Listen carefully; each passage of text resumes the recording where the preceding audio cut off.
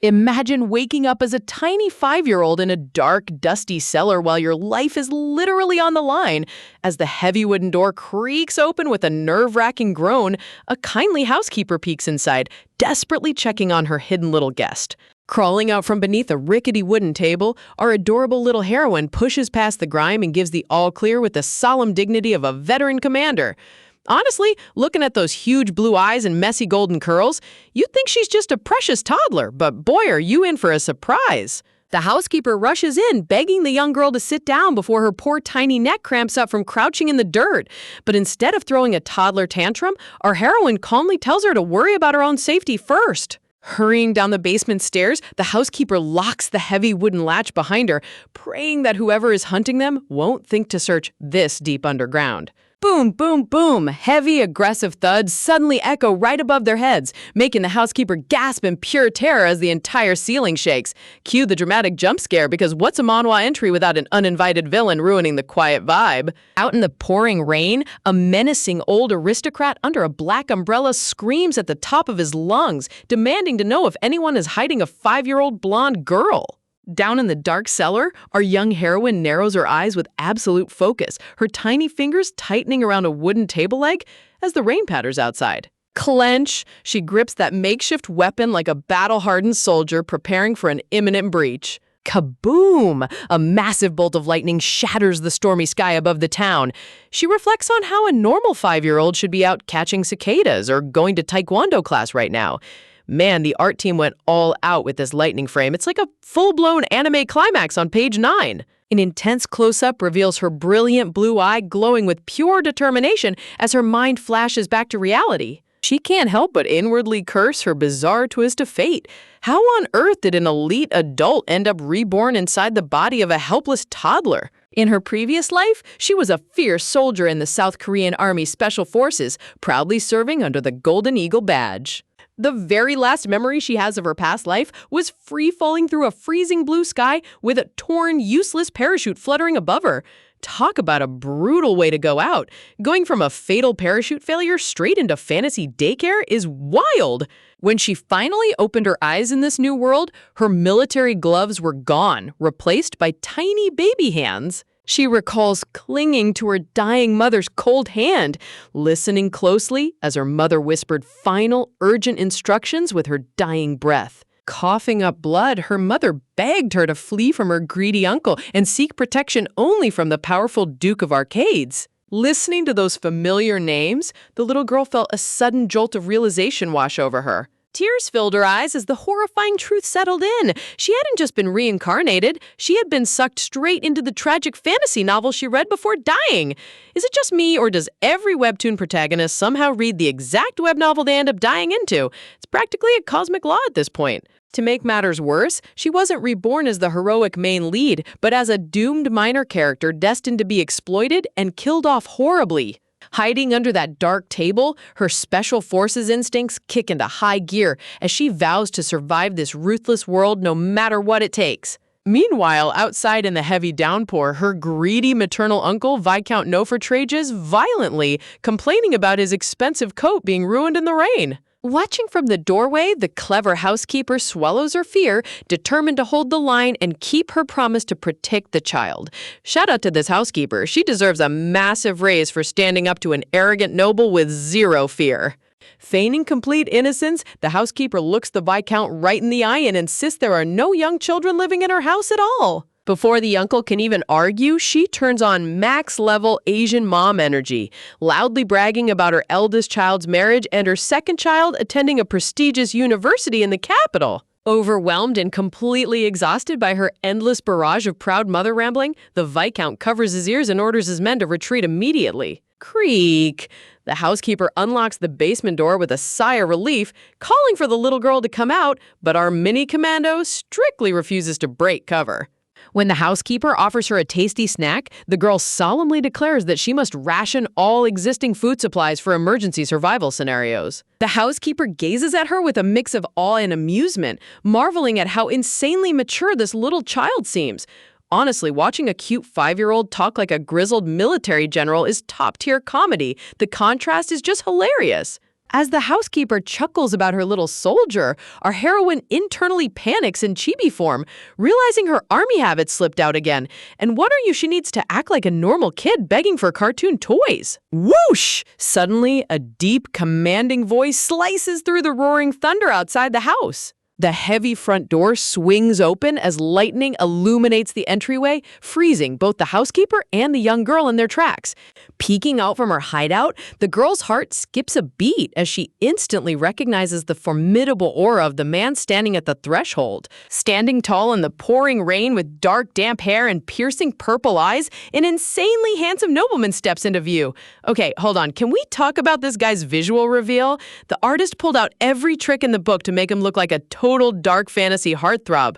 Draped in an ornate black military coat adorned with silver embroidery, this imposing figure is none other than dukе'з'in Arcades. Outside, his luxurious dark carriage idling under the stormy sky signals the arrival of top-tier nobility. Clinging tightly to the curtains, the little girl watches him with wide, hopeful eyes.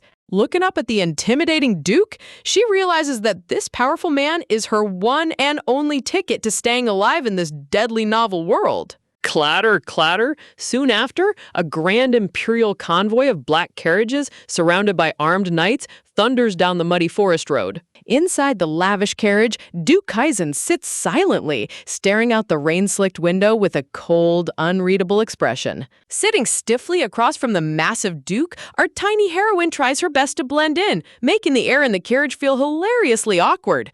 Look at how tiny she looks on that huge leather couch. The size difference is ridiculously cute. Remembering her mission to act like a sweet, clueless kid, she suddenly bursts out shouting in ridiculous toddler speech to prove her identity. When the Duke asks if her mother really warned her to hide from her uncle, she enthusiastically stammers in adorable baby talk, confirming her mom told her to trust the Duke. The Duke nods in mild amusement at her cleverness, while his two elite knights behind him sweat nervously, desperately trying not to laugh at her calling him Duke. Softening his cold gaze, the Duke gently tells the little girl that she doesn't need to try so hard to act tough around him. Swish! Before he can finish his sentence, the Duke's eyes suddenly snap toward the front of the carriage with lethal intensity as he demands to know who dares block their road. Talk about an instant mood shift. One second he's comforting a baby, the next second he's ready to unleash total destruction. Nay! The horses shriek to a sudden halt as an aggressive voice roars from the stormy woods, commanding the Duke's convoy to step aside. The red-haired knight immediately reaches for his hilt to wipe out the intruders, but the Duke calmly places a hand on his shoulder, ordering his men to keep their weapons sheathed so they don't frighten the child. Flutter! Panicking that a battle is breaking out, our tiny Special Forces vet salutes wildly and screams in cute baby talk that cover is complete and there are no problems. Peeking out timidly from under the Duke's heavy black cloak, her sparkling blue eyes reveal her inner mix of fear and relief. duke'з'in gently places his hand on her head, promising to handle the threat outside personally and telling his brave little passenger to rest easy. Imagine being a hardened Special Forces operative reborn as a tiny toddler, realizing your imposing new caretaker actually has a soft side that makes you want to drop the tough guy act and just be a kid for once. Thunderclap. Enter duke'z'in Arcades himself, looking like an absolute brooding anime protagonist straight out of a dark fantasy epic while standing in the pouring rain. In the original story, this terrifying master of the North turned into a total shell of a man after his wife passed away, drowning in endless grief at her gravesite. Cut back to the storm. duke'z'in commands his loyal knight Klein to clear the path as someone dares to interrupt their journey through the downpour. Klein steps forward with his hand resting on his blade, warning the Duke about a suspicious intruder stepping out of the shadows. Out steps this slimy old noble under a dark umbrella, Viscount Nofert, wearing the most punchable, fake polite grin you've ever seen on a villain. Inside the carriage, Rudia's eyes shrink in total fury. It's her trashy uncle, the guy who tried to exploit her mother and sell her out in her past life. The Duke doesn't even bother hiding his disdain, asking if they've ever met, while the greedy uncle tries to play nice and explain why he's blocking their path. Whoosh! The temperature plummets instantly as duke'z'in stares down the old man, demanding a sincere apology for daring to block the Duke's carriage in broad night rain. Talk about instantly regretting your life choices? The Viscount's smug smile completely evaporates into pure terror under that terrifying aura. Trembling like a leaf, the uncle stammers out an apology, playing the grief-stricken guardian card by claiming he's just searching for his precious missing niece. Hearing that hypocritical garbage makes Rudia want to smash something. In reality, this scumbag leached off her late mother's hard work without giving them even a single crust of bread. Doldly pushing his luck, the sleazy uncle actually asks if he can inspect the Duke's private carriage. The sheer audacity of this background NPC is off the charts. A dark, menacing laugh echoes through the thunder. Duke Kaizen literally busts out laughing at the absolute insanity of this nobody making demands of a duke. Fixing his hair back with eyes glowing purple, Kaizen mutters that staying out of the spotlight for too long made these bottom-tier nobles forget who runs this kingdom. Slash! Before the uncle can finish his whining, a blinding beam of sword aura slices through the rain, terrifying the daylights out of everyone nearby. Dip drop! The rain freezes in midair as dark crimson magic pulses through the night. The artist really cooked with these dramatic wallpaper-worthy panels. The Viscount falls flat on his back in full panic mode, dropping his umbrella as the raw pressure alone nearly snaps his spine. Resting his hand on his sword handle, Kaizen casually orders Klein to see their unwanted guest off, and by safely, we all know he means throwing him straight into the mud. Phew! Inside the carriage, tiny Rudia wipes the sweat off her forehead, celebrating a huge victory for Phase 1 of her grand survival plan. Creak! The heavy wooden door swings open, letting in the cool night air as Rudia looks up to see who's checking in on her. Leaning into the carriage, Duke Kaizen locks eyes with her and casually drops a bombshell, calling her his future daughter-in-law. Talk about dropping an absolute bomb out of nowhere. Gear crash, Rudia's brain completely short-circuits into cheapy mode. Does she just hear that right, or did the rain get into her ears? Reborn as a toddler or not, she recalls how back in the modern world, parents loved making throwaway jokes about their kids getting married in the future. It's always just empty small talk at kids' cafes, the kind of meaningless, polite promise that disappears into thin air 5 minutes later. Misinterpreting her bewildered, frozen face, Kaizen assumes the 5-year-old is simply too young to wrap her head around complex adult vocabulary. Ooh, she knows exactly what it means. The Special Forces operator inside her is currently screaming into the void. Tapping her chin, Rudia quickly calculates the tactical advantages. Being affiliated with the Duke means her evil uncle can never touch a single hair on her head ever again. When Kaizen tries to reassure her that the staff will handle everything, Rudia suddenly leaps to her feet with a full-throated military outburst. Clenching her fists, she proudly declares that as long as they give her shelter, this independent toddler Special Forces unit will raise herself completely fine. The Duke just sits there staring in dead silence. Honestly, watching a 5-year-old deliver a military-grade speech inside a luxury carriage is top-tier comedy. Rumble clack, the majestic ducal carriage rolls down the muddy forest pathway, heading straight toward the glorious estate of the north. Shine! Jump forward to the grand estate, maid army activated as 2 adorable servants burst into the room, ready to pamper the new little miss to maximum capacity. Look at this visual transformation. Dressed in a breathtaking pink gown with ribbons and glowing blonde curls, she literally looks like an angel dropped from heaven. The maids can't stop swooning over how soft her golden hair is, while tiny Rudia awkwardly touches her fluff, totally unaccustomed to royal treatment.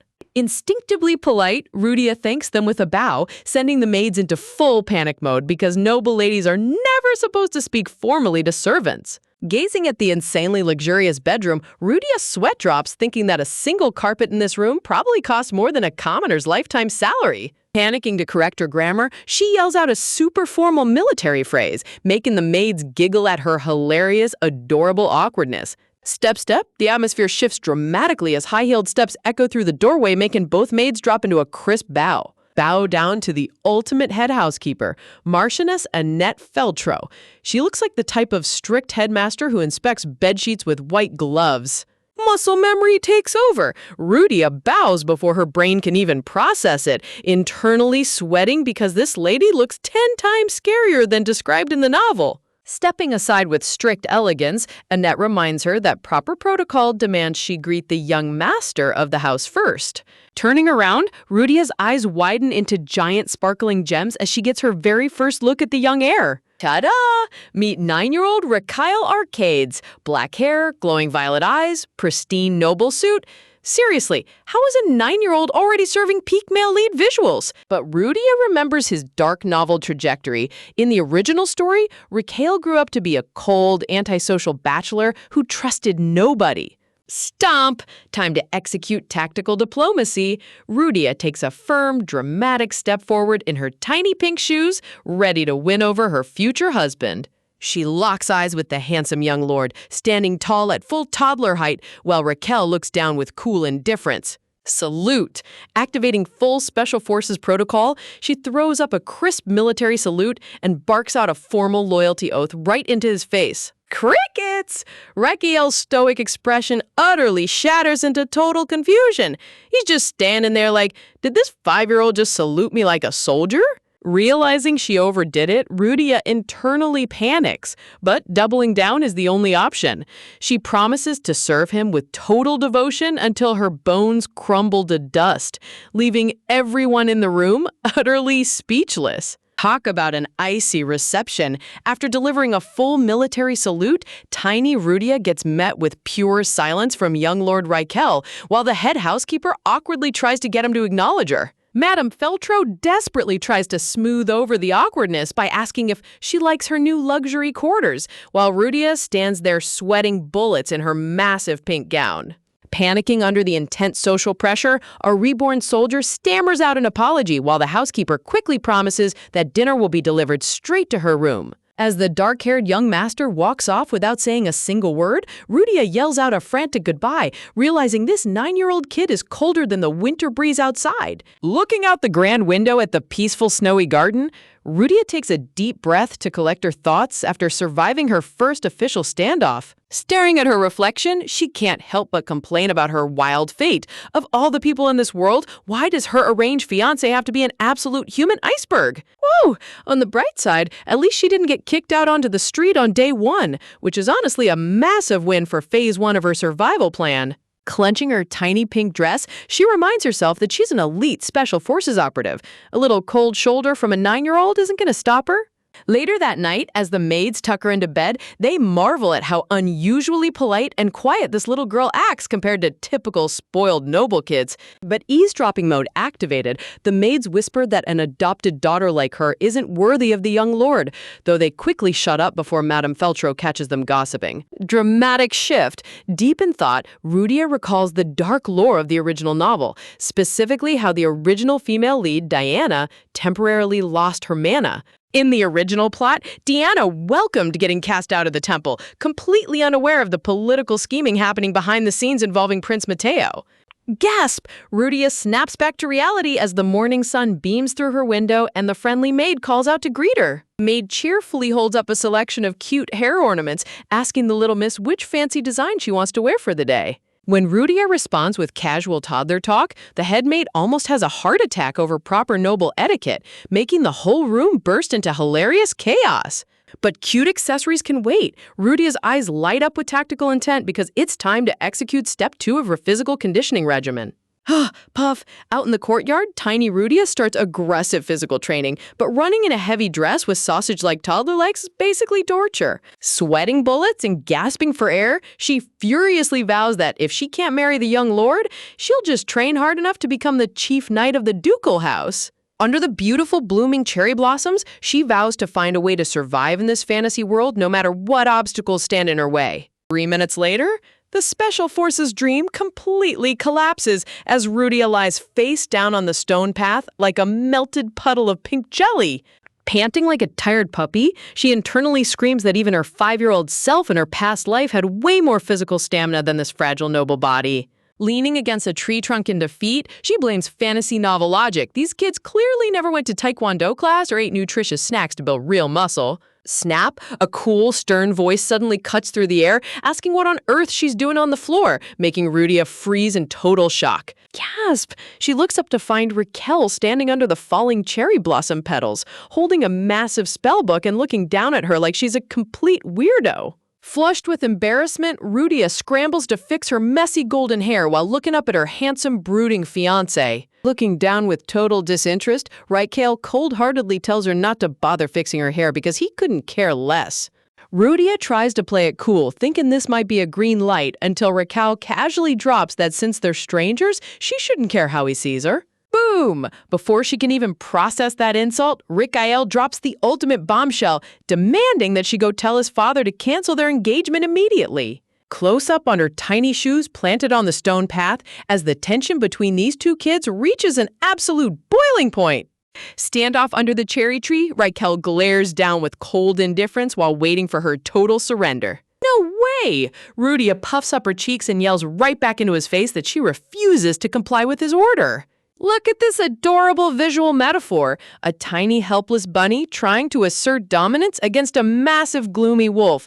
The artist really cooked with this one. Under the bright blue sky and drifting pink petals, the demand to break off the engagement hangs heavily in the air. Standing her ground against the giant tree, tiny Rudia refuses to back down even an inch against the intimidating young master. Staring back with wide, sparkling eyes, she gathers every ounce of toddler diplomacy to keep her primary shelter plan alive. Activating full cute defense mode, she stammers out that she's been through way too many hardships to go back now, begging him to understand her situation. But Raquel is a stone-cold savage. He shuts her down instantly, telling her that her personal problems have zero to do with him and to stop making excuses. Spark! Rudia's inner soldier snaps. She explodes in fury, shouting that a broken engagement is strictly prohibited in her dictionary. Raquel blinks in shock at her sudden informal tone, while Rudia's chibi inner voice celebrates dropping the polite act for a split second.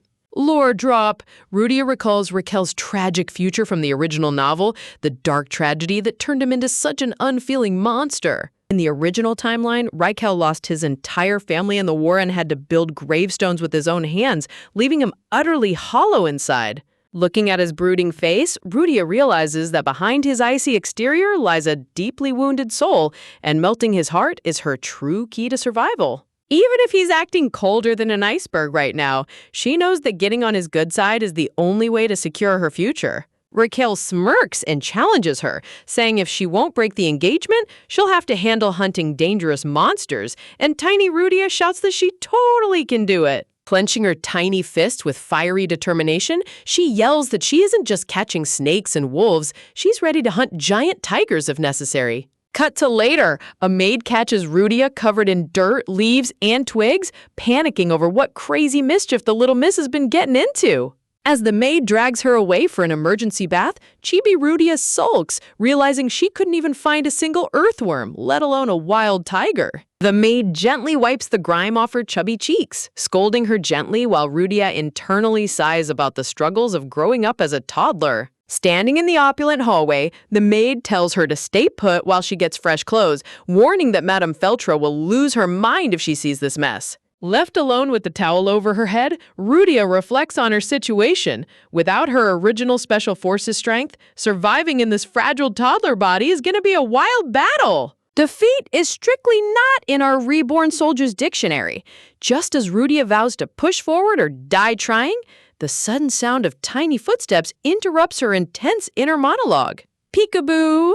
A super cute little boy with fluffy black hair and bright green eyes pops his head around the corner, tilting his head in pure curiosity at the unfamiliar girl standing in his hallway. Brain scan complete. Rudia instantly recognizes this cute toddler as Andy, the adorable youngest brother of her brooding fiancé Rickenell, who is currently looking up at her with giant sparkling eyes. Seriously, can someone get this kid a medal for maximum cuteness? Little Andy puffs out his tiny chest and proudly introduces himself, declaring that he's officially 5 whole years old.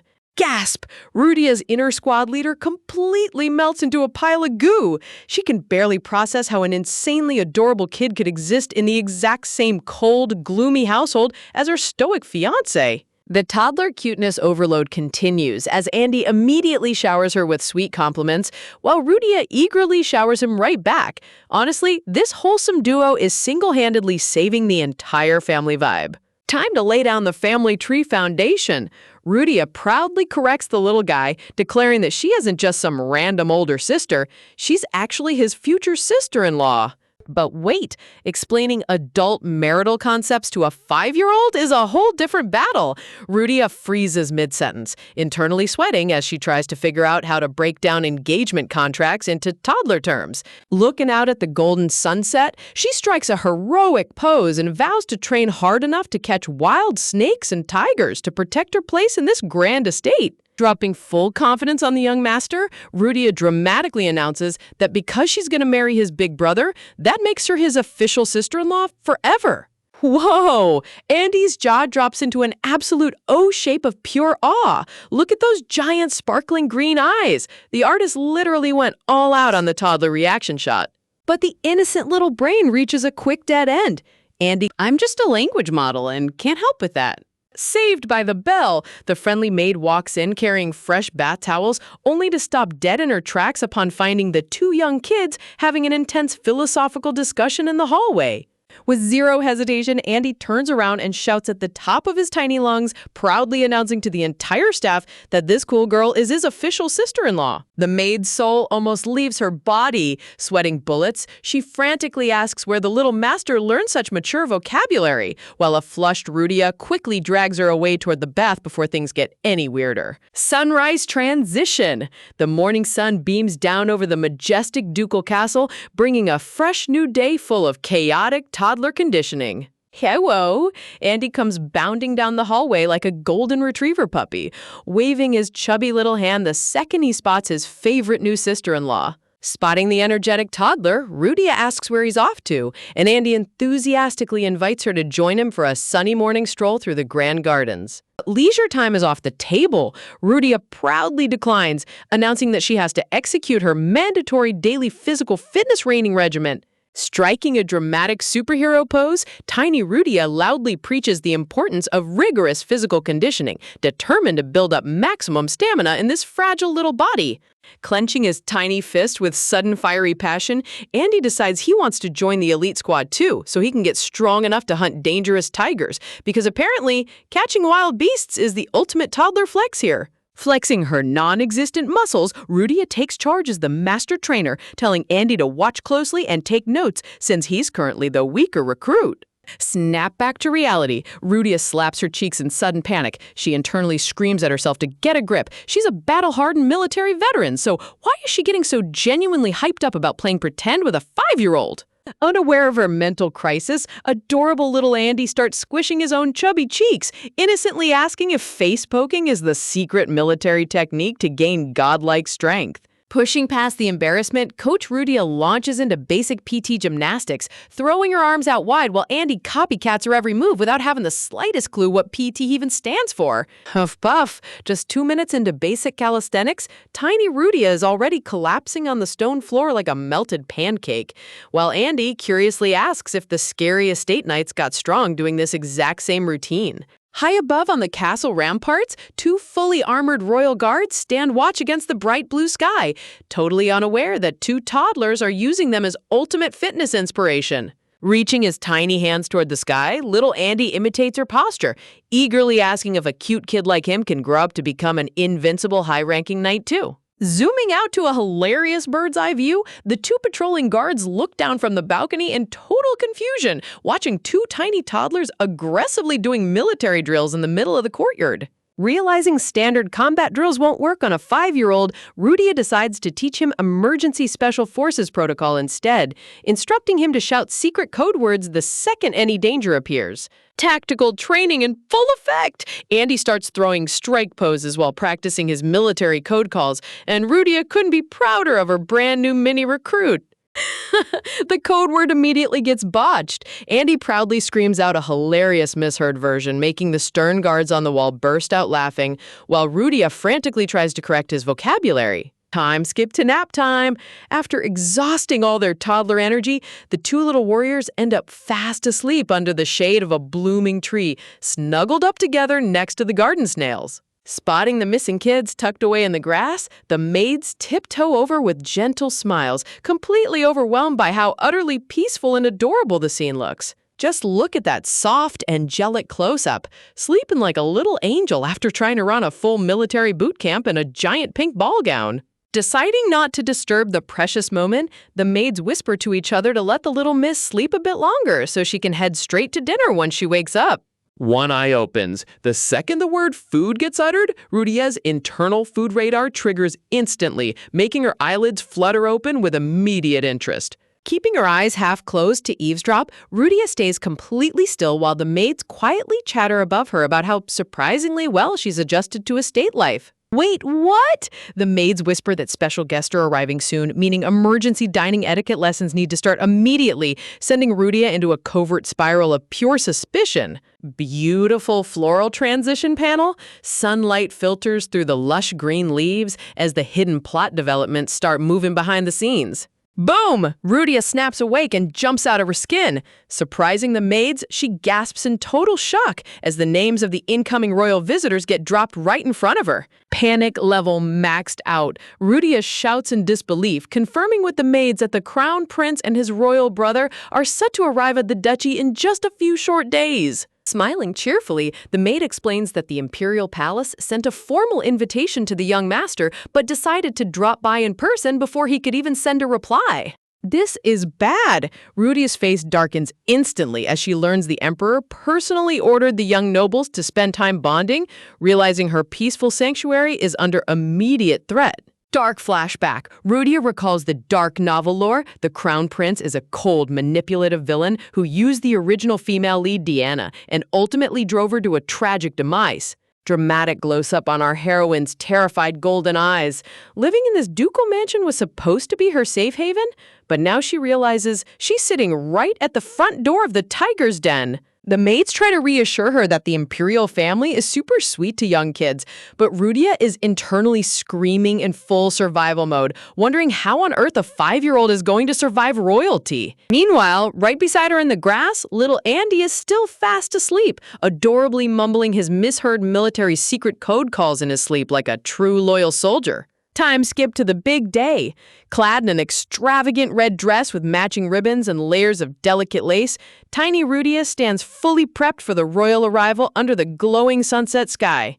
Noticing how stiffly she's standing, the maids giggle and ask if she's feeling nervous, prompting our reborn Special Forces operative to freeze up completely while shouting that an elite soldier never gets nervous. Imagine thinking you're about to get executed by a terrifying dark fantasy warlord, only for the maid to walk in with the sweetest smile, assuring you that you're completely safe even if you mess up. Though behind that sweet smile, she casually drops that the staff are actually the ones who will take the heat if she slips up, leaving our tiny Special Forces veteran sweating bullets and promising to be on her absolute best behavior. With her massive blue eyes sparkling like freshly polished diamonds, she gazes up in pure, unadulterated shock. The maid drops a total bombshell, revealing that the big bad Duke himself actually prepared a personal gift just for her?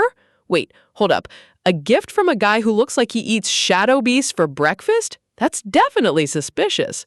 Glowing with excitement, the housekeeper gushes about how much thought the Duke put into this mysterious present, practically vibrating with excitement. But down on the floor, our mini commando's heart starts pounding at double speed as she tries to process what's happening. A terrifying mental image of Duke Kaizen standing in a snowstorm with a blood-stained blade flashes across her mind, making her question his true motives.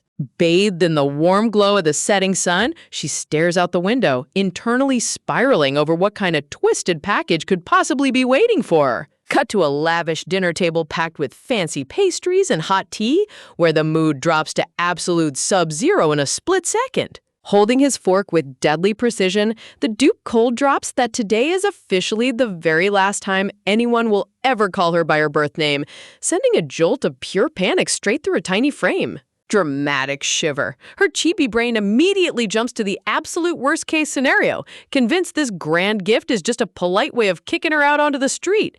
Man, Special Forces paranoia really never turns off, does it? Pushing a sleek, ornate tray across the table, the Duke sternly orders her to open the sleek black envelope lying on top. She nervously breaks the seal, bracing herself for an eviction notice or a massive bill for every single luxury meal she's gobbled up so far. But as her eyes scan the crisp parchment, her jaw drops. Written in gorgeous gold calligraphy is a brand name, Rudia. The Duke calmly explains that from this moment forward, this is her new identity. She's officially being registered as the adopted daughter of his loyal vassal, Count Merez. Looking at her with intense seriousness, he admits that giving her a completely new name and noble status was the only bulletproof way to hide her from her greedy maternal family. Quick reality check. The artist literally drew the Duke's two young sons sharing food in the background like cute little puppies, which totally breaks the serious mood. Sensing her sheer terror, the Duke quickly clarifies that she isn't being shipped off anywhere and will continue to live right here under his roof. Overcome by the sudden wave of protection and care, tears pool in her massive blue eyes as she clutches the document like a lifeline. Seeing her tear up, the formidable Duke totally panics, awkwardly asking if she hates the name, while our mini-heroine aggressively wipes her eyes, blaming it on imaginary dust. A soft, elegant floral emblem blooms across the screen as her official transformation begins. Rubbing her wet cheeks, she lets out a heavy breath of relief, realizing she finally has a real shield against the villains hunting her down. But just as she catches her breath, the Duke casually drops that his father, the Grand Duke himself, is arriving tomorrow for the Grand Family Council. Panic mode activated, her chibi soul practically leaves her body at the mention of another high-tier noble showing up so soon. Meanwhile, the older brother is still quietly dodging his little brother trying to spoon-feed him. Priorities, right? A menacing silhouette surrounded by icy wind looms over her imagination because apparently above the Duke, there's an even bigger, scarier Grand Duke ruling the Northern Territory.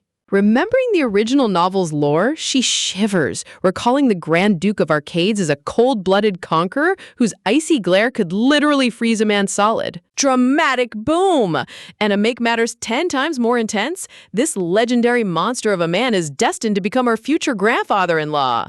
Watching the Duke barely touch his food before ordering the servants to clear the table, her relief instantly transforms into heavy military anxiety, but she vows not to let fear stop her. Num num num! She aggressively stuffs her face with gourmet food, mentally declaring war on the upcoming grand arrival.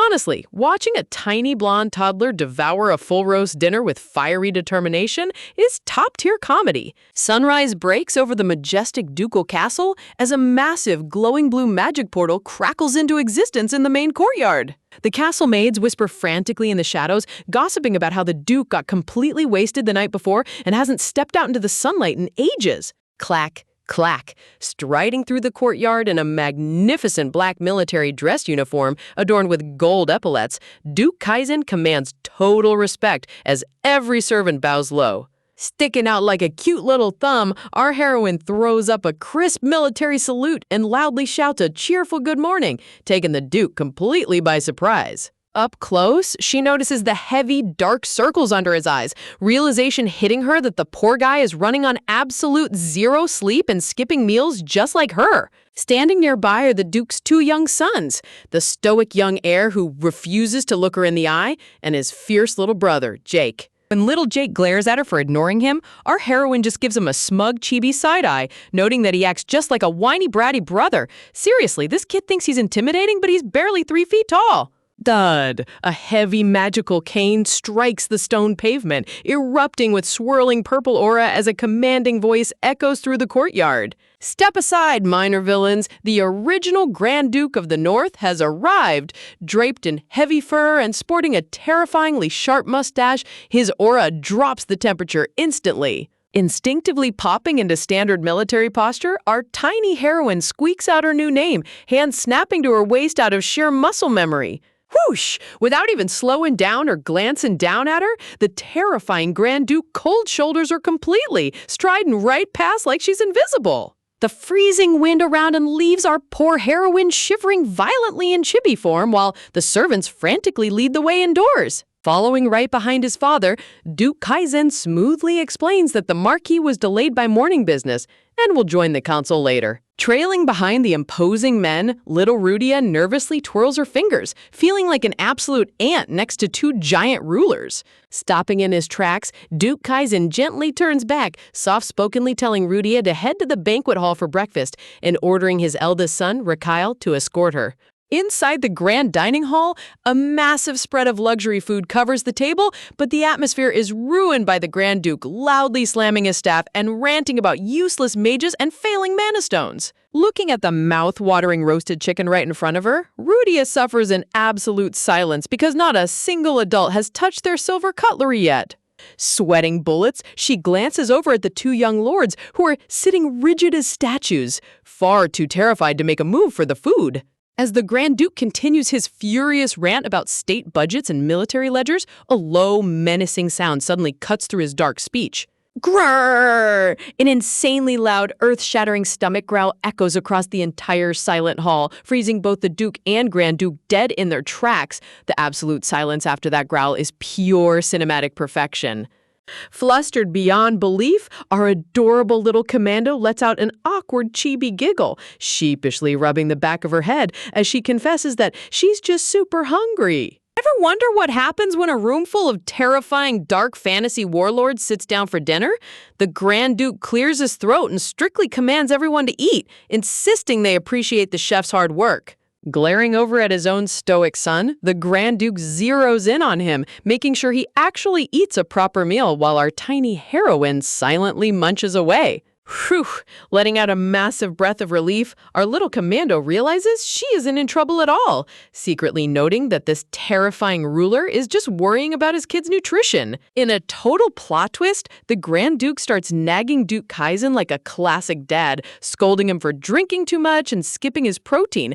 Honestly, seeing a legendary conqueror give a middle-aged Duke a lecture on eating his veggies is top-tier comedy. Pant, pant! The wholesome family argument is cut short as someone comes bursting through the doorway, frantically apologizing for being late. Clutched in his arms is a massive stack of official documents. Meet Marquis Chavez, who, breathless, explains that urgent business held him up at the crack of dawn. Calmly waving off the apology, the Grand Duke invites the Marquis to take a seat, smoothly keeping the council meeting moving forward. Flutter? As papers rustle across the table, the Grand Duke asks about the new vassal brought into the duchy, while Kaizen explains they were short-handed. Look at little Rudia just sitting there like a tiny royal potato watching papers fly. Bending down with suspicious grace, a dark-haired knight hands a dropped document back over, his smile looking way too polite to be genuine. Watching the interaction like a hawk, Rudia's Special Forces instincts immediately ping as she locks eyes with the mysterious knight. The moment he reaches out, her eyes widen in absolute shock as something horrifying catches her attention. Shiver, flicking his tongue out with a sinister grin, the knight drops a chilling smirk down at her, revealing a snake-like split tongue. Her mind instantly goes into overdrive as the terrifying vision of a giant serpent overlaps with the knight's shadowy silhouette. A massive green snake flashes across her mind, triggering memories from the original web novel's hidden lore. Bam! It hits her like a freight train. The split tongue wasn't a trick of the light. It's the signature trait of the infamous Snake Man. She remembers the exact plot. A ruthless beast man spy sent to infiltrate the duchy, gather critical intel, and eventually murder Raquel's younger brother, Jake. Recalling the gruesome, bloody future where the duchy gets torn apart, little Rudia grips the tablecloth, realizing she has to confirm his identity right now. Man, talk about zero breathing room. She just got adopted and already has to stop an assassination plot. A dark, thorny aura surrounds her chibi brain as she vows to protect the peace of the duchy and save the young lords at all costs. Fast forward through the grand hallways where castle guards are stunned to see a tiny blonde toddler marching with absolute military determination. Stomp, stomp! Running up multiple flights of massive stone stairs, her chibi legs are practically moving in a blur as she huffs and puffs. Stopping right in front of Guard Cherto, she clutches her tiny chest in disbelief, utterly betrayed by her current toddler stamina. The guard kindly offers her a drink, letting her know the lords are locked in a heavy meeting, but Rudia aggressively refuses, insisting she has top-secret business to handle. Glare? Peeking around the corner, her eyes ignite with fury as she sees the snake spy casually chatting up the castle staff like a wolf in sheep's clothing. Snapping into full command mode, she stomps her foot and demands an immediate audience with the Grand Duke himself. The guards look at each other in total panic, sweating bullets over whether they should let a hyperactive toddler interrupt the highest noble council. Honestly, watching two 6-foot military veterans get intimidated by a 3-foot toddler is peak Manhwa logic. Fearing they'll both end up in the dungeon if the Grand Duke loses his temper, Arthur and Cherto hesitate in absolute horror. Ultra cuteness attack? Realizing force won't work, Rudia unleashes her ultimate weapon, pooling tears in her massive sparkling blue eyes and pouting with flower petal effects. Critical hit! Both guards clutch their hearts in pure agony, completely obliterated by the sheer, unadulterated cute force. Blushing and totally defeated, the guards instantly break protocol, agreeing that a quick little greeting couldn't hurt anyone, while Rudia smiles triumphantly. Knock, knock. Cherto timidly knocks on the heavy wooden doors, announcing that little Miss Ludia is requesting a moment with the Grand Duke. Freeze! As she waits at the door, the snake spy glides past in the dark hallway, casting a chilling glance back at her that drops the temperature to sub-zero. Creak! The giant doors swing open, revealing the Grand Duke standing inside, surrounded by official ledgers and serious political tension. Turning his formidable gaze toward her, the Grand Duke notes that their agenda is wrapping up and sharply asks what she came to report. Gulp. Taking a heavy breath, our tiny commando steels her resolve, knowing this single conversation could change the fate of the entire duchy. Stepping into the grand office with proper military posture, she apologizes for the intrusion and formally announces that she has a critical intelligence report to file. Clenching her tiny fists, she drops the bombshell, revealing in adorable baby talk that the new knight Gartera has a creepy split tongue just like a snake. The room goes dead silent as the Grand Duke's expression darkens, sternly asking if she's telling the truth or just playing games. Rudia stands her ground, stubbornly insisting she checked multiple times with her own eyes and isn't making up a single detail. Sensing the absolute sincerity in her eyes, the Grand Duke's gaze turns ice cold as he orders Cherto to escort the child back to her room immediately. You can literally feel the atmospheric shift. He knows something is terribly wrong. Night falls over the magnificent castle as Cherto walks her back down the brightly lit corridor, asking how her big confrontation went. The guard praises her unbelievable bravery, admitting he couldn't even make eye contact with the Grand Duke for months, while Rudia puffs out her chest, flexing her mini military pride. Crash! Shatter! Suddenly, the peaceful night is completely destroyed as the stone wall explodes in a shower of deadly debris and dark shadow magic. Out of the dust, a massive, thick snake tail whip-slashes through the window, snatching tiny Rudia right out of the air while Cherto screams in absolute horror. Whoosh! Reaching out in desperation, the guard misses by an inch as our mini-heroine gets dragged straight up into the pitch-black night sky. Thud! Slamming onto the giant, scaly coils high above the castle roofs, Rudia groans in pain, her chibi body completely trapped by massive dark scales. A deep, sinister voice echoes through the dark night air, tauntingly calling out to the tiny child pinned under his scales. Towering over her in his monstrous full beast form, Giant Serpent glares down with glowing yellow eyes, asking how a little brat managed to see through his disguise.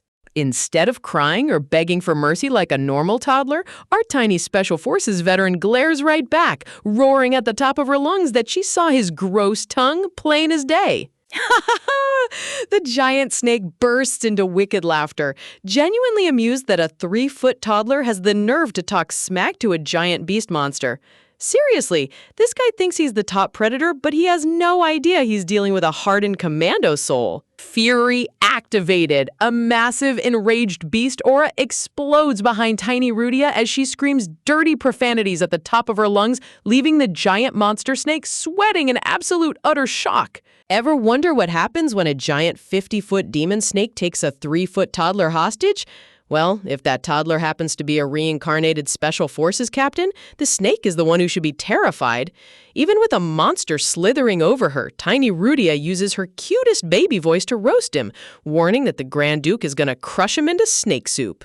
The giant serpent just chuckles darkly, flicking its split tongue as it admits the whole castle is probably on high alert by now. But honestly, watching a massive mythical beast exchange trash talk with a kid wearing hair ribbons is absolute comedy gold. Flickering with a terrifying red aura, the snake coils around her tight, mockingly asking if she wants to go down with him.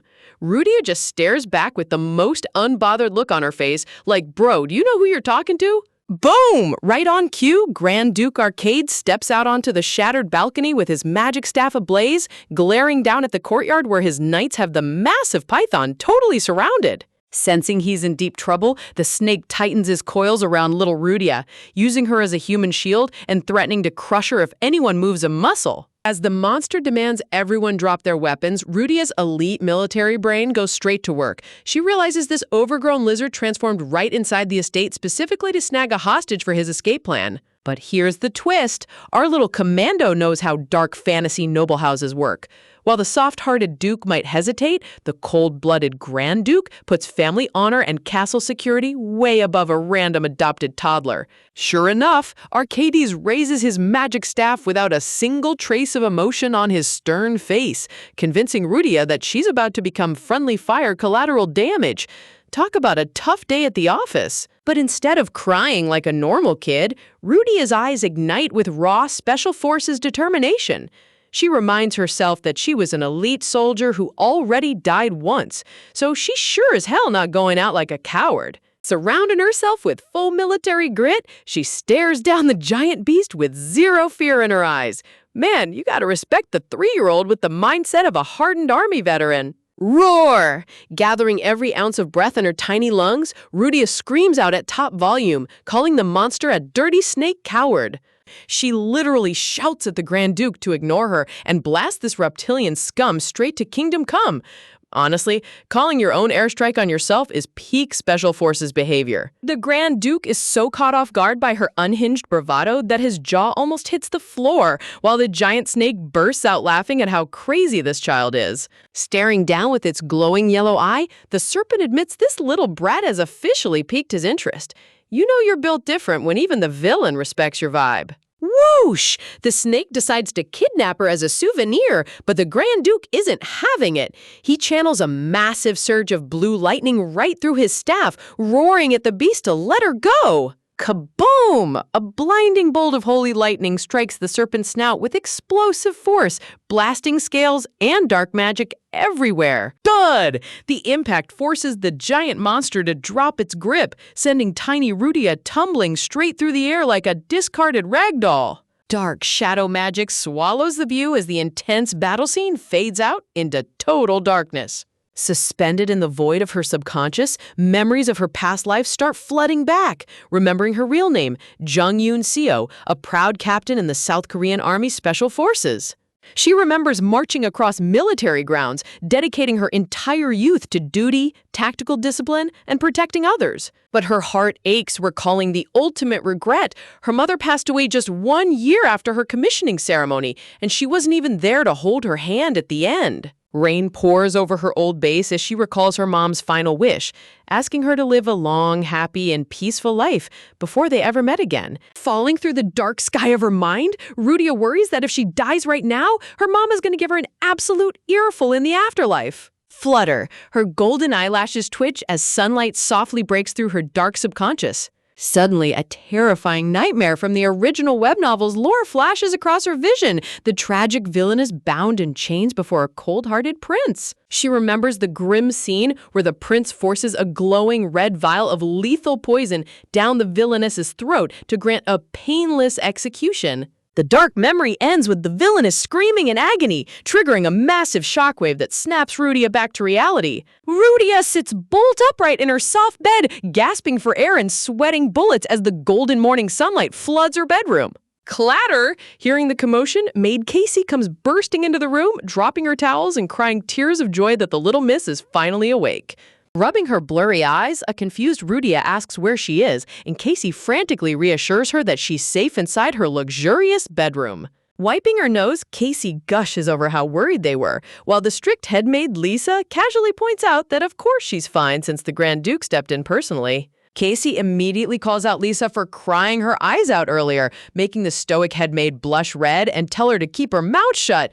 Honestly, seeing strict maids lose their composure over a cute toddler is top-tier wholesome content. Tilting her head, Rudia gasps in utter shock, asking if that intimidating, terrifying Grand Duke really saved her himself. Curiosity taken over, our little commando immediately asks what happened to the giant snake spy. Casey explains the monster managed to slither away heavily injured, but the Grand Duke was so furious he nearly sliced it in two.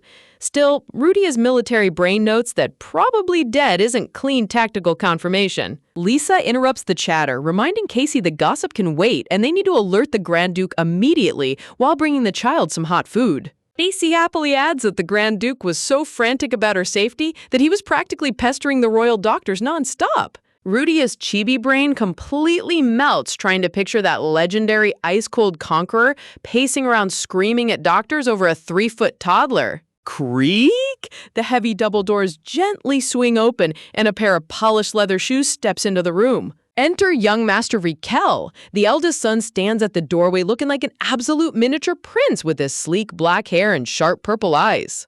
Outside, gorgeous morning light bathes the grand castle gardens in a brief, peaceful scenic transition. Pulling up a lavish golden chair right next to her bed, Raquel sits down with the most composed, serious look on his face. When Rudia asks what he's doing here, the young lord pouts tsundere style, insisting a guy can visit a patient without everyone making a giant scene. Twiddling her fingers in the bedsheet, Rudia pouts right back, poking at his ego by mentioning that he failed to capture the snake spy. Raquel's eyes narrow as he glares at her, his aristocratic pride clearly wounded by a toddler's critique. Turning his head away with a dramatic huff, he calls her stupid and says he didn't come here to talk about some dumb spy. Boom! Rudia blows her top, roaring that she scored top marks in her past life academy and demanding he take that insult back right now.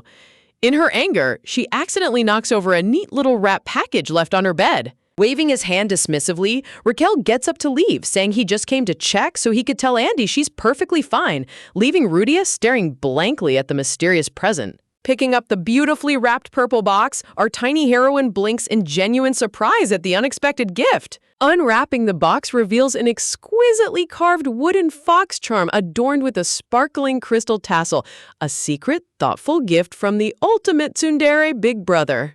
Examining the carved wooden fox charm Raquel left behind, tiny Rudia tilts her head in utter confusion at what this mysterious gift could possibly mean. Looking out at the blooming cherry blossom branches, she wonders if her tsundere big bro is subtly telling her to hunt a wolf next instead of a snake man.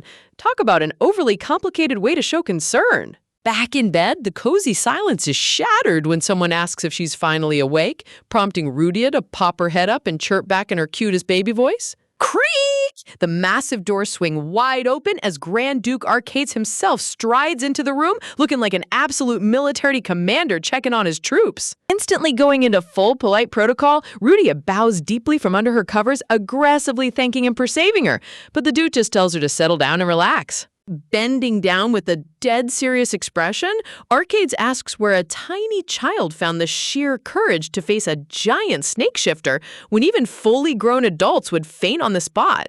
Channeling her inner soldier, Rudia puffs out her tiny chest and shouts baby military slogans, claiming she heard somewhere that you gotta make things work no matter what. Throwing tiny cute punches in the air, she keeps roaring commando mottos about striking like lightning, while the Duke just blinks, concluding that commoner slang these days is surprisingly hardcore. Softening his stern gaze just a bit, the Grand Duke admits she must have been terrified undergoing such a traumatic attack right after arriving at the estate. Bothered by his inability to protect her, Arcades mentions feeling guilty towards Count Merez and offers to let her go back home to rest, which immediately triggers Rudia's full tactical panic alarm. Absolute denial. Rudia screams at the top of her lungs that she loves it here, praising the delicious food and nice staff to make sure she doesn't get shipped back. Fiery declaration. With her eyes ablaze, our tiny heroine roars that she's set on becoming the ultimate daughter-in-law of this prestigious household. Going full anime protagonist, she vows to hunt down snakes, wolves, and bears alike, promising to bring back the monster's head on a silver platter while the maids sweat buckets in the background. The maids instantly cover their mouths, trying not to burst out laughing, leaving an angry chibi Rudia shouting in confusion at what could possibly be so funny. Satisfied with her intense dedication, the Grand Duke instructs her to rest up before turning to leave, while Rudia shouts a booming military farewell. Pausing at the door, Arcades clears his throat and quietly tells her she doesn't need to speak with so much aggression anymore. Honestly, seeing a cold conqueror get flustered by a toddler is gold. Left sitting on her bed, Rudia blinks with a stunned face, realizing her aggressive special forces routine might have actually worked on the terrifying Duke. What? Tap, tap, tap. Heavy boots echo down the hallway as the Duke leaves, leaving the room under the careful supervision of the bowing head maid. Maid Casey completely loses her composure and giggles, teasing the little miss about where she learned such dramatic lines, while Rudia pouts that she was being 100% serious. Smiling warmly down at her, Casey gently explains they're only laughing because her brave little speech was the most adorable thing they've ever witnessed. Wrapped up in her golden blanket, Rudia thinks back to how the Grand Duke kept a stone-cold face, convinced that she failed to break through his icy exterior. Meanwhile, in the Duke's study, a senior knight steps in to present the search report regarding the escaped snake monster. Noticing a rare break in his lord's stern expression, the knight stutters in shock and hesitantly asks if something wonderful just happened. He can't hide it. It turns out the terrifying Grand Duke has been quietly smiling to himself the whole time, completely charmed by tiny Rudia's unhinged loyalty pledge. Meanwhile, deep in the dark, fog-drenched mountains, dark blood trails lead straight into a gloomy, ominous cavern. Slither, the heavily injured snake beast man, drags its massive bleeding tail into the shadows, vowing revenge as the scene fades into the chapter finale. A sudden flashback hits as memories of her past life resurface, showing Yoon So in her military uniform sitting outside, while an officer asks when she's going to give him an answer about his feelings. Standing on the sunny training grounds, the fellow officer sighs in frustration, admitting he doesn't get why she pretends to dislike him when her actions say otherwise. Watching her eat an ice cream bar, he presses her further about why she keeps brushing him off, leaving her lost in quiet, conflicted thoughts.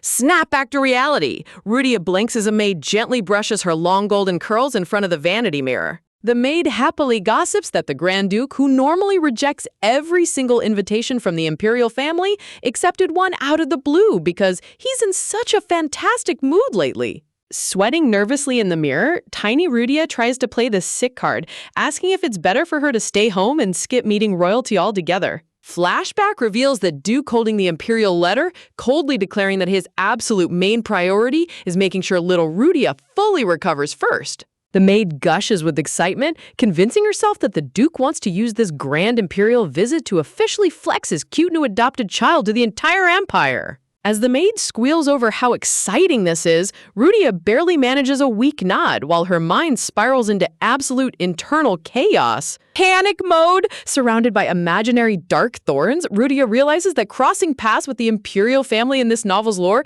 is basically a fast pass straight to the execution block. Dramatic bloody thorns and chains fill her mind as she vows to strictly draw a boundary line between herself and the imperial kids to avoid her original tragic fate.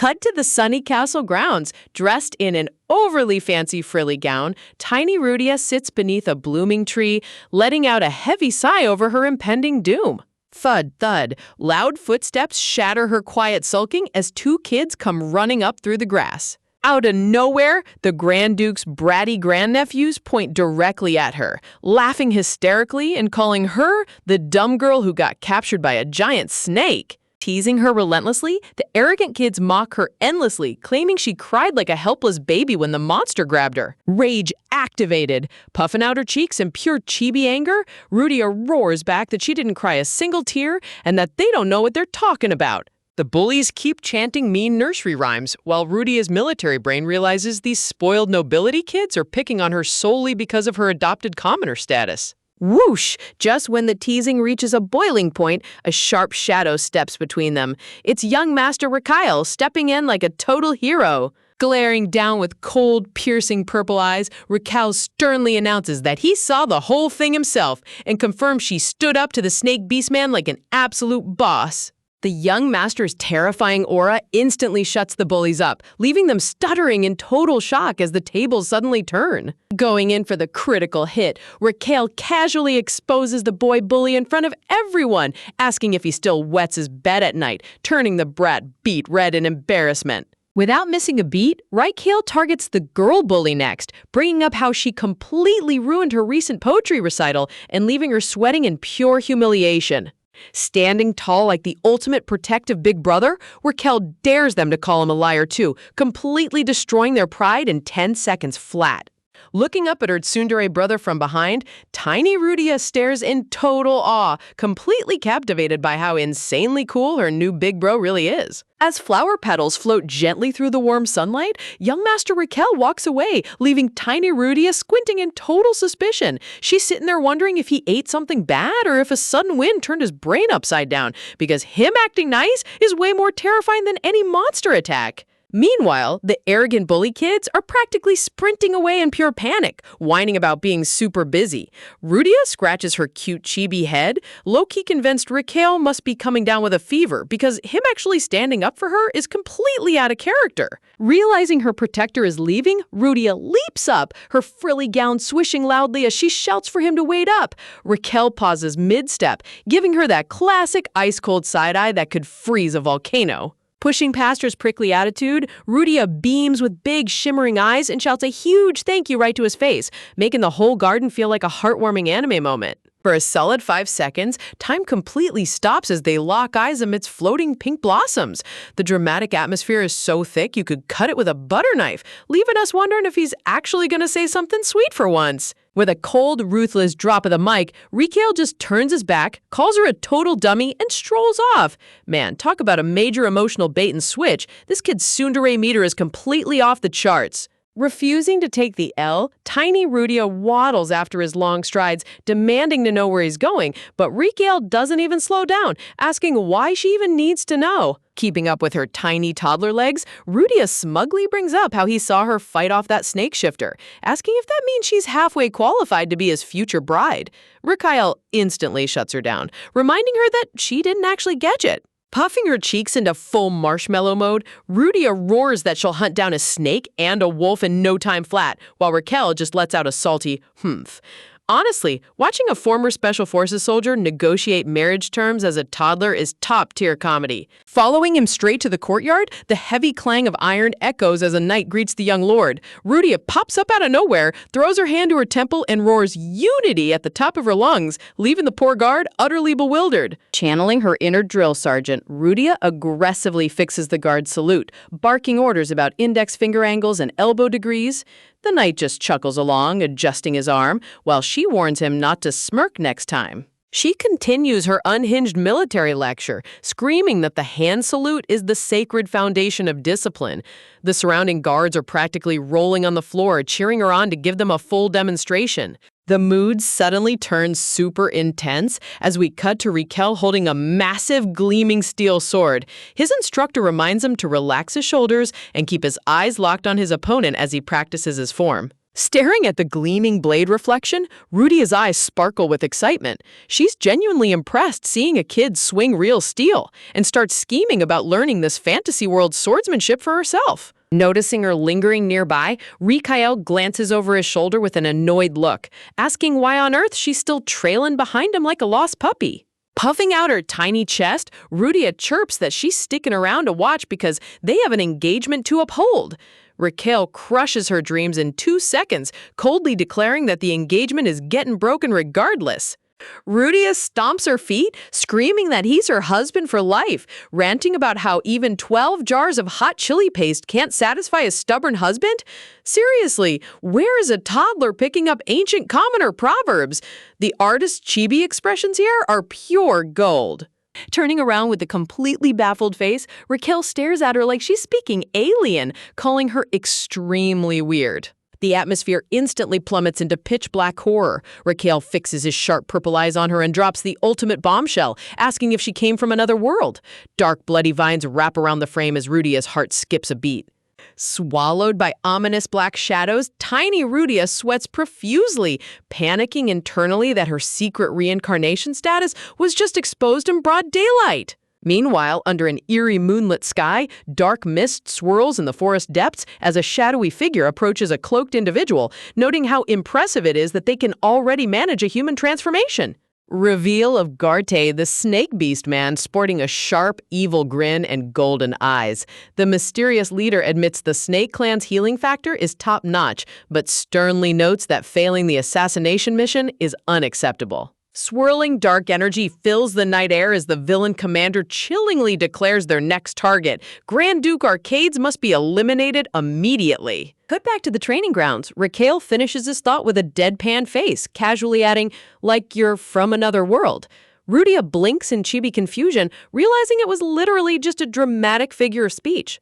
Dodging a total heart attack, Rudia nervously chuckles before throwing an angry pout, yelling that he's the weird one for saying that to his fiancée.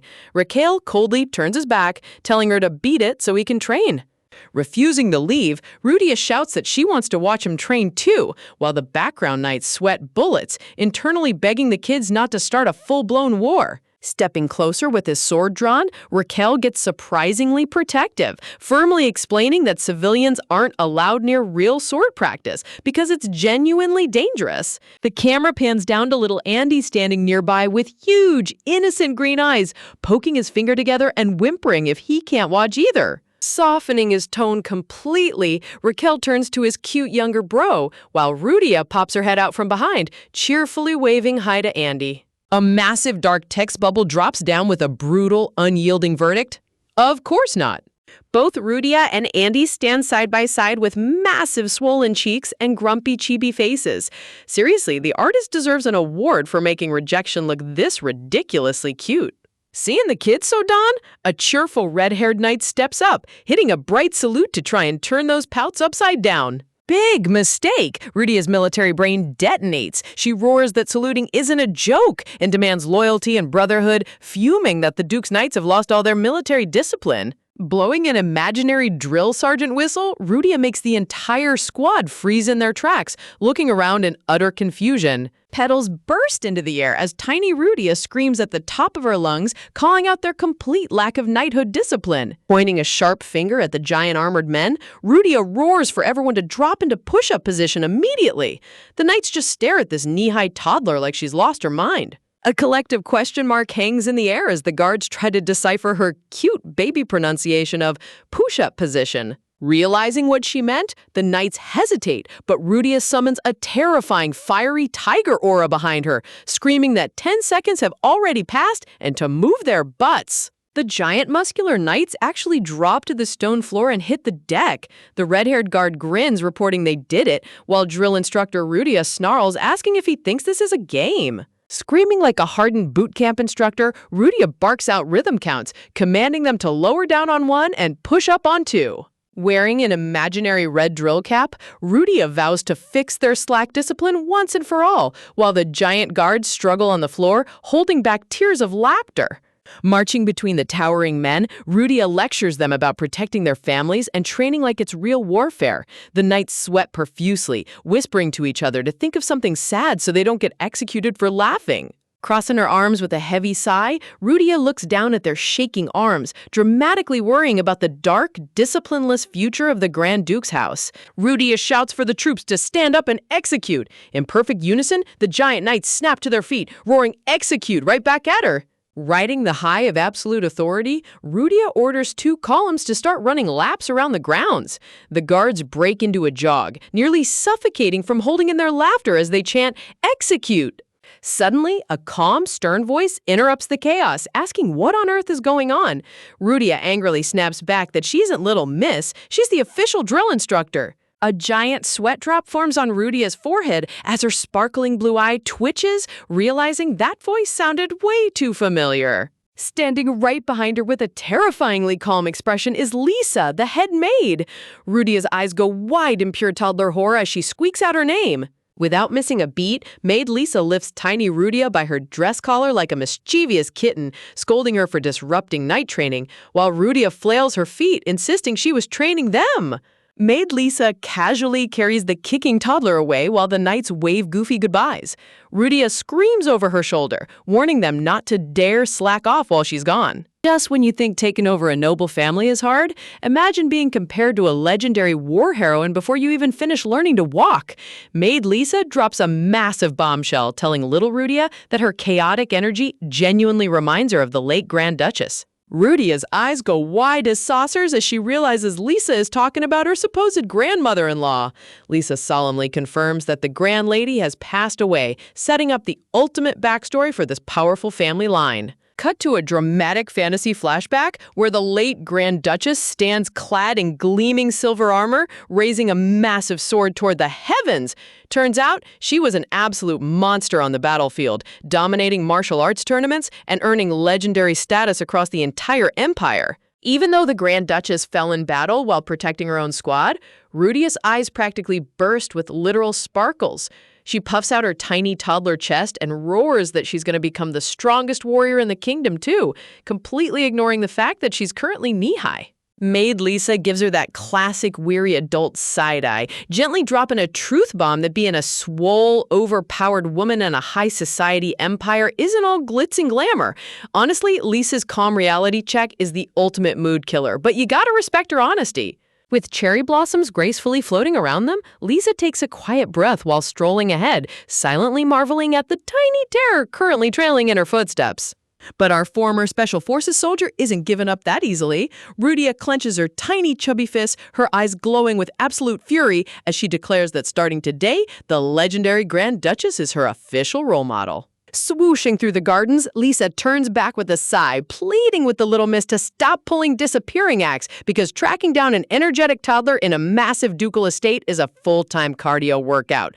Rudia just hits her with a cute baby apology. Meanwhile, near the training grounds, two fully clad knights are gossiping like high schoolers. One knight wonders how Rikiel could possibly break an engagement with such a cute girl, while the other reveals that the squad at training grounds 2 deliberately threw their drills just to get yelled at by the tiny toddler drill sergeant. Talk about total squad brain rot. Looking down from the grand balcony, the knights marvel at how cuteness is physically impossible to hide, right before spotting a high-stakes arrival entering the estate courtyard. Dramatic stomp. The atmosphere shifts in an instant as little Rudia marches onto the scene in a stunning high-class dress with black ribbons, her blue eyes gleaming with lethal focus.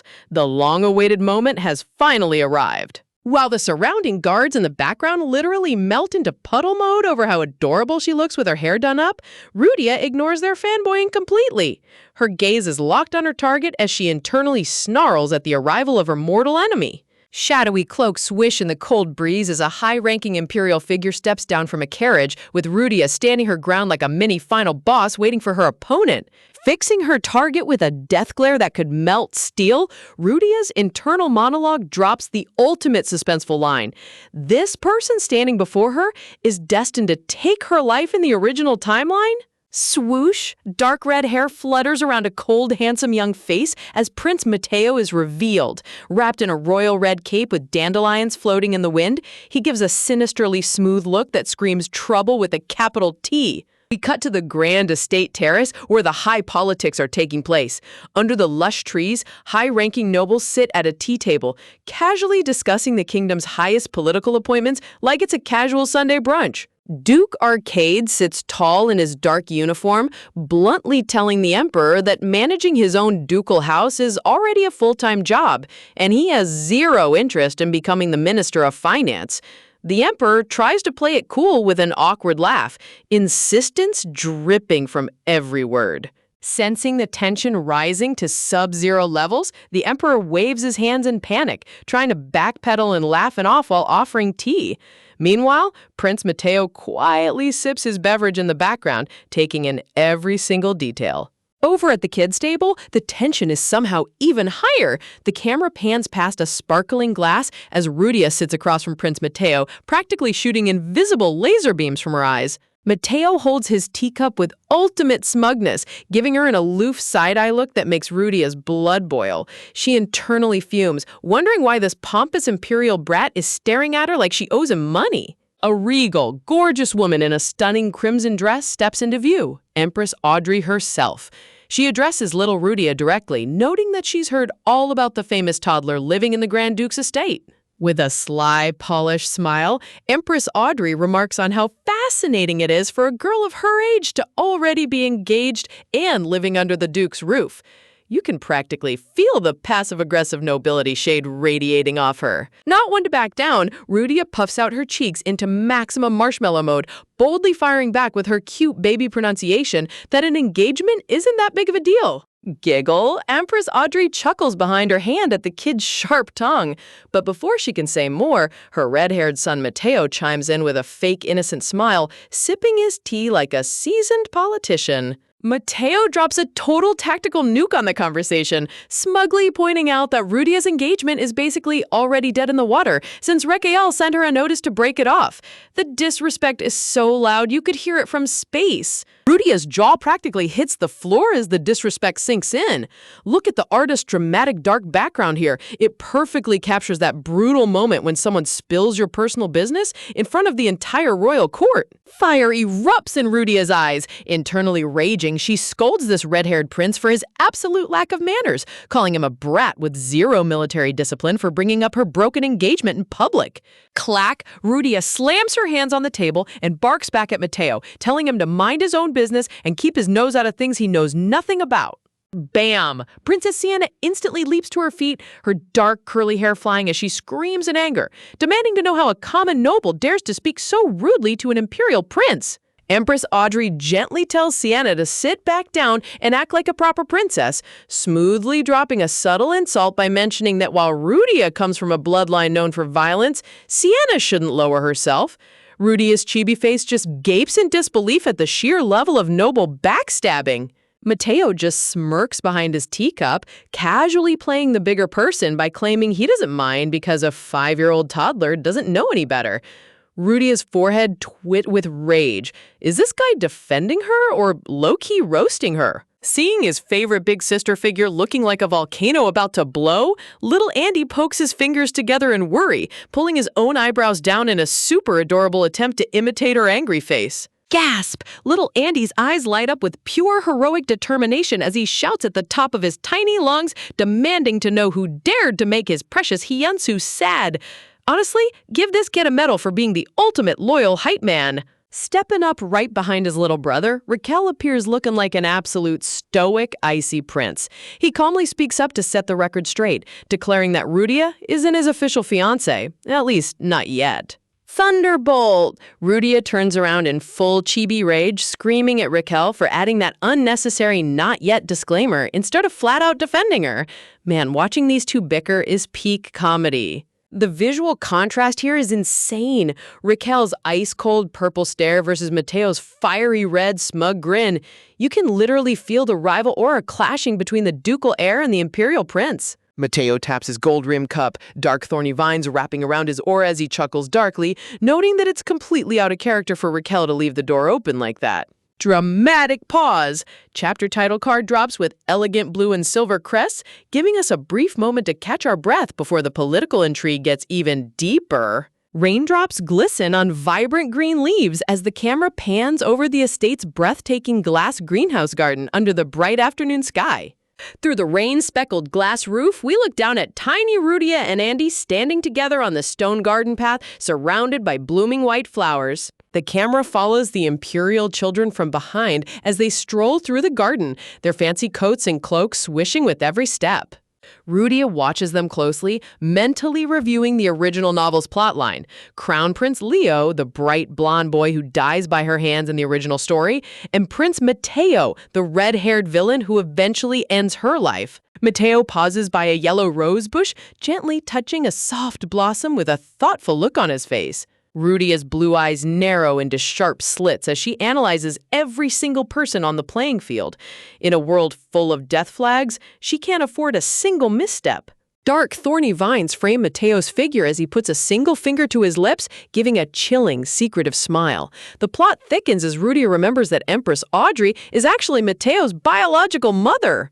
Grrr. Rudia grinds her teeth, her internal rage bubbling over as she processes all these dangerous royal connections. Little Andy tugs on her sleeve with the most innocent green eyes you'll ever see, whimpering softly as he asks if she's still angry because of the mean princess. Looking down at the adorable toddler, Rudia takes a deep breath. She reminds herself that the timeline has already shifted from the original novel, so her primary mission now is to stay far away from imperial politics. Putting on a brave face, Rudia smiles reassuringly at Andy, assuring him that she's totally fine. Meanwhile, in the background, Princess Sienna is already gossiping behind her hand, snickering about how fast Rudia wrapped the youngest lord around her finger. The panel cuts to a striking close-up of Rudia's icy glare as she resolves to play her cards carefully, determined to rewrite her destiny and outsmart every royal snake in the room. Imagine threatening an imperial princess with a lecture on basic manners while looking like a literal plush toy.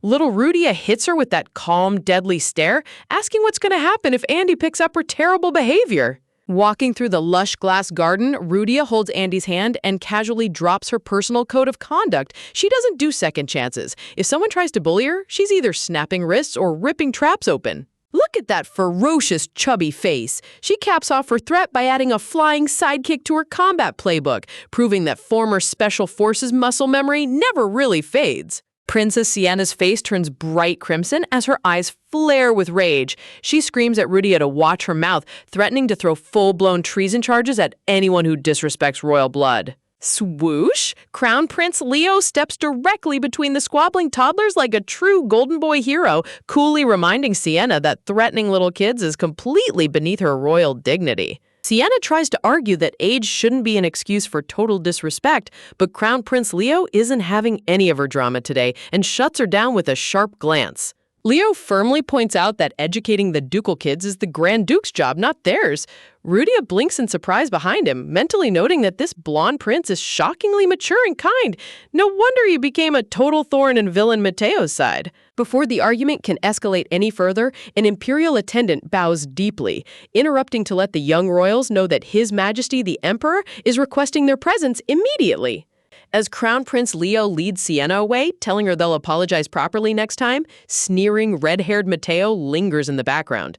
Surrounded by dark, thorny aura, he whispers a sinister "see you later" that gives everyone absolute goosebumps. Watching them leave, Rudia's mind races as she remembers the original novel's dark plot. Empress Audrey is destined to murder Crown Prince Leo just to pave the way for her sinister son Mateo to steal the throne. Fixing her vibrant blue eyes with pure resolve, Rudia reminds herself of her main goal: survive inside the Grand Duke's household and protect her own turf without getting dragged into the Imperial Battle Royale. She grips Andy's tiny hand with intense determination, vowing to stick strictly to her own survival path and let the original novel's tragic royal drama sort itself out. Little Andy looks up with sparkling eyes, complimenting Hyunsu on how insanely strong she is. Rudia snaps back to reality with a nervous sweat drop, realizing she was crushing the poor toddler's hand in her panic. Bump! Rudia turns around and slams straight into a solid wall of fabric. Rikael looks down at her with those cold purple eyes, deadpanning whether she decided to hunt toddlers instead of wild wolves today. Rudia gasps in surprise, asking why Raquel is still here. Raquel holds up a stack of heavy books, explaining he brought them over for Leo, but the garden turned into a ghost town.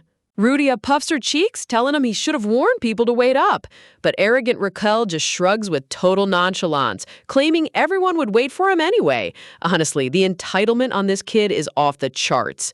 Rudia goes full adult life coach mode, pointing her finger and lecturing Raquel that why bother isn't an option.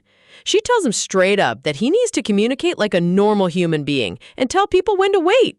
Raindrops patter heavily against the glass greenhouse roof as Rudia's wisdom echoes through the room. People aren't psychic, and if you keep your mouth shut, nobody will ever know what you're thinking. Raquel stands frozen in place as her words hit home. She adds that if he keeps pulling disappearing acts without a word, people are just going to assume he hates being around them. Look at those massive blue eyes filled with earnest adult advice. Rudia finishes her speech, telling the young master that expressing his actual feelings to others is the only way forward. Raquel processes her advice for 2 seconds, turns around and takes her words way too literally. With a completely blank face, he blurted out that they should just break their engagement right now. Rudia's chibi soul literally leaves her body. Wham! Rudia fumes in full chibi rage, screaming at Raquel as he casually walks away holding Andy's hand, deadpanning that he was just following her advice and expressing his honest feelings. Talk about weaponized honesty. Halting in his tracks, Raquel gives her a cool side-eye and tells the silly girl to take a look down at her feet before stomping off into the rain. Rudia blinks in confusion, looking down to find a delicate yellow parasol sitting right beside her skirt. She holds it up with wide, shimmering eyes, completely stunned by Raquel's sneaky, low-key thoughtfulness. Outside in the pouring rain, Raquel walks down the grand stone courtyard under a dark umbrella, holding little Andy tight as water splashes around them. Through the heavy downpour, Raquel glances back over his shoulder with a quiet, thoughtful expression. Man, the artist really went all out with the atmospheric lighting in this scene. Sunbeams break through the overcast sky as raindrops glisten on green leaves, signaling the end of the storm and a brand new turn in the estate's ongoing drama. Cut to a bright new day. Little Rudia pumps her tiny fists in the air with maximum cuteness activated, sweetly asking the young master for a quick, tiny favor. Cold cut. Before she can even finish her sentence, Raquel hits her with a brutal, instantaneous no. The coldness in his voice could freeze an entire volcano. Rudia flails her arms in absolute outrage, screaming that she didn't even get to state her request yet. Raquel casually rests his hand on his practice sword, declaring it's bound to be super annoying anyway. Turning on the ultimate puppy dog eyes, Rudia begs him to just give her one of his old beaten-up wooden training swords that he doesn't use anymore. Raquel looks totally baffled by her weird request. Deep purple eyes lock onto her with intense curiosity. Raquel stares down at the toddler, silently trying to figure out what kind of chaotic scheme she's plotting this time. Caving under her persistence, Raquel mutters that the wooden sword is in the study and tells her to go get it, but warns her to watch out for wild beasts near the forest edge. Rudia blinks, touched that he actually cares about her safety. Tsundere alert! Raquel instantly backtracks, claiming he's only worried about losing valuable ducal property if she trips and drops it. Rudia stomps her foot in rage, telling him to worry about humans first, before stomping away in a huff. As pink flower petals drift through the air, Raquel stands in silence, watching the tiny, angry toddler march away into the distance. A stylized Korean title card drops, breaking up the scene as we transition right into the next major chapter of Rudia's master plan. Rudia holds up the heavy wooden sword, her eyes glowing as she remembers its massive plot importance. In the original novel, the Duke's timid second son, Jake, desperately wanted this exact sword, but was too shy to ask for it. When it was burned, he cried until he collapsed. Woohoo! Rudia hoists the sword above her head in victory, realizing that gifting this relic to Jake is a 100% guaranteed way to recruit him into her personal fan club.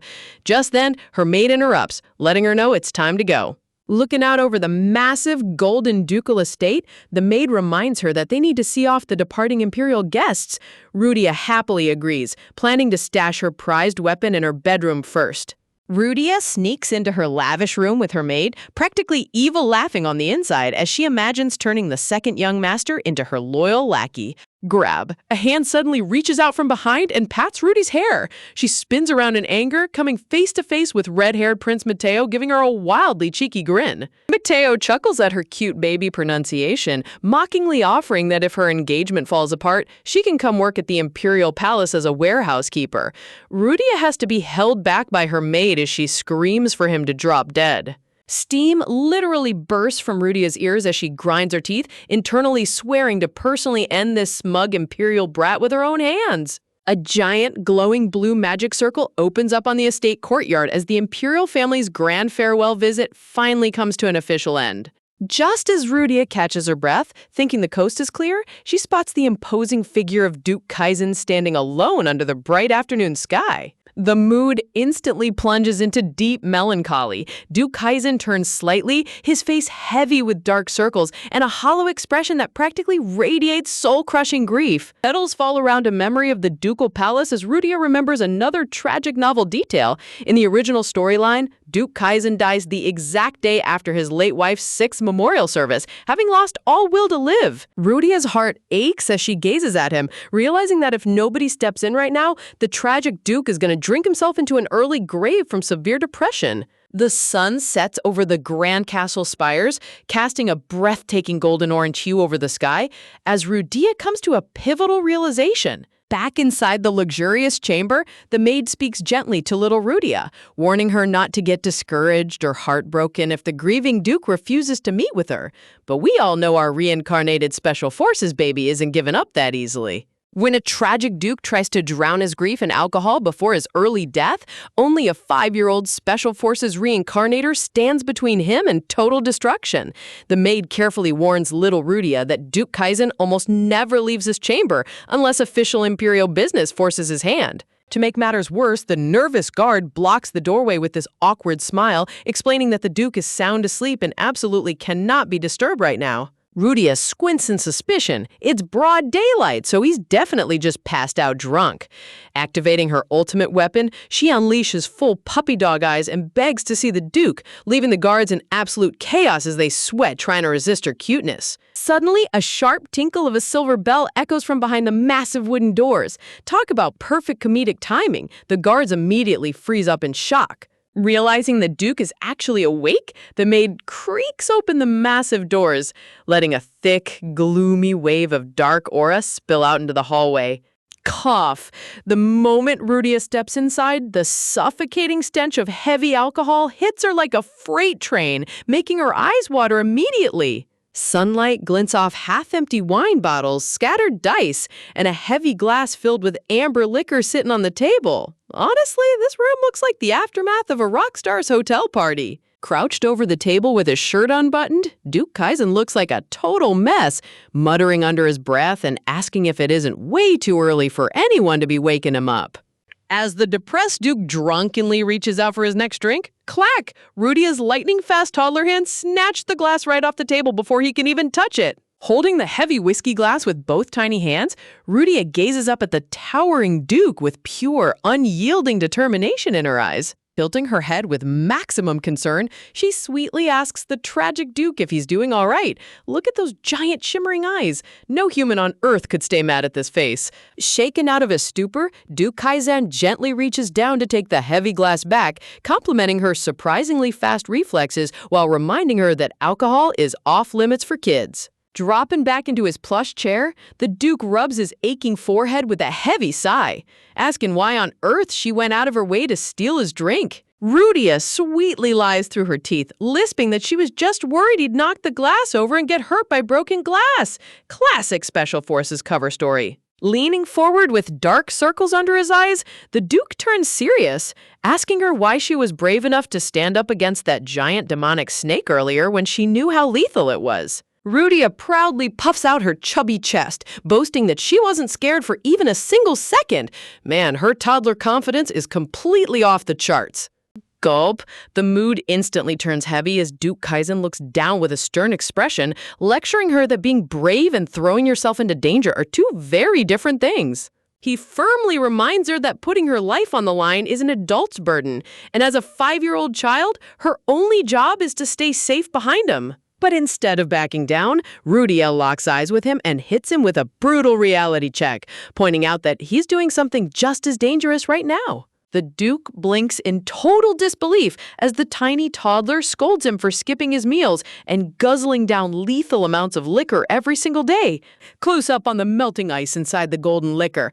Rudia adds that destroying your own body with grief and alcohol hurts even worse than being stabbed by a real sword. With a weary sigh, Duke'z'in reaches for another bottle, shaking his head at the ridiculous reality of getting hit with a life lecture by a literal toddler. Grab, before he can pour another drop, Rudia's tiny hands clamp around the neck of the giant bottle with full Special Forces force. A hilarious tug-of-war erupts as Rudia pulls on the bottle with all her toddler strength, yelling that she isn't lecturing him, she's trying to save his life. As the tired Duke's reflection shines inside her vibrant blue eyes, Rudia softly delivers her ultimate truth. She just wants him to be safe and live a long, happy life. Talk about an absolute emotional knockout punch.